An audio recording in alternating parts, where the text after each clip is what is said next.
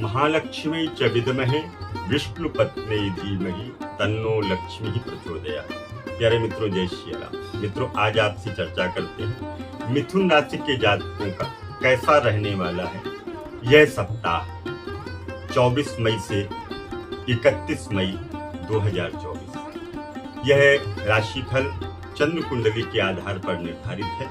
अगर आप चाहते हैं अपनी राशिफल दिखाना तो आप हमसे संपर्क कर सकते हैं। चैनल पर नए हैं तो चैनल को सब्सक्राइब जरूर करिएगा और बेल आइकन को दबाइए, जिससे आपको हमारे वीडियोस प्राप्त होते हैं। तो मित्रों, मिथुन राशि के जातकों, आपके लिए यह सप्ताह 24 और 25 को कहीं से खूब सुंदर सुंदर समाचार प्राप्त हो सकते हैं।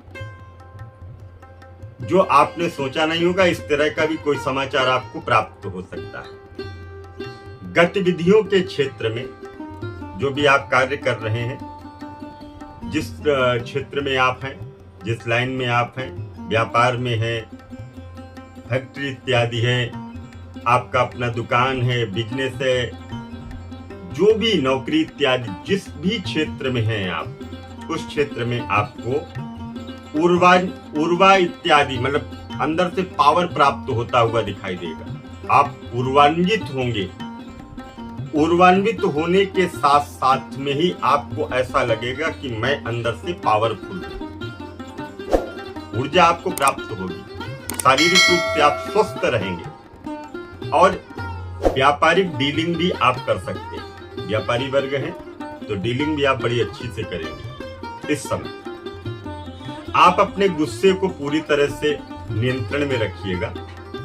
26 और 27 को परिवार में एकता व प्रगणता की स्थितियां दिखाई दे रही हैं। प्रगणता मतलब प्रेम की स्थितियां, एकता मतलब एक साथ रहने की स्थितियां, ये भी बनती हुई यहाँ पर दिखाई दे रही है। हालांकि नौकरी की स्थिति पर आपको थोड़ा सा नियंत्रण रखना होगा। आप कहीं बाहर भी जा सकते हैं नौकरी के लिहाज में, तो आपको बाहर जाकर के, क्योंकि नौकरी कर रहे हैं, जहां बोला जाएगा वहां जाना पड़ेगा, तो उस समय थोड़ा सा नियंत्रण रखिएगा। क्योंकि आपको हो सकता है थोड़ा सा गुस्सा आ जाए कि मैं बाहर जाऊं या ना जाऊं, परंतु आप नौकरी कर रहे हैं इसलिए आपको नियंत्रण में रहना होगा। किसी काम को करने से पूर्व पूरी तरह से आप छानबीन कर लें कि ये जो कार्य मैं करने जा रहा हूं, इसमें किसी भी तरह का कोई हमारे साथ में धोखा तो नहीं हो रहा है। उस काम को पूरी तरह से छानबीन करके आप कार्य को करिएगा। और किसी काम से बाहर जाने की जो यात्रा बन रही है, उस यात्रा का लाभ भी आपको प्राप्त होगा। जिस यात्रा के लिए यदि आप बाहर जा रहे हैं तो उसका लाभ भी आपको प्राप्त होगा। 28 और 29 को कार्य स्थल पर पक्षपात पूर्ण रवैया कलह का कारण बन सकता है। जहां पर आप कार्य क्षेत्र में हैं, हो सकता है कोई आपको न चाहता हो, दूसरे व्यक्ति को चाहता हो, तो पक्षपात लेकर के कि नहीं आप अच्छे हैं फिर भी आपको निगलेक्ट कर दिया गया, दूसरा उसका पक्ष ले लिया गया, उसको सहानुभूति प्रोत्साहन कर दिया गया, उस समय आपको विचलित नहीं होना, भयभीत नहीं होना, संतुलन में उस समय भी रहना है आपको। और इसके साथ साथ ही युवा वर्ग को काम को लेकर के जो स्थितियां हैं, वो थोड़ी सी उथल पुथल की स्थितियां हैं, आपको संयमित रहना है।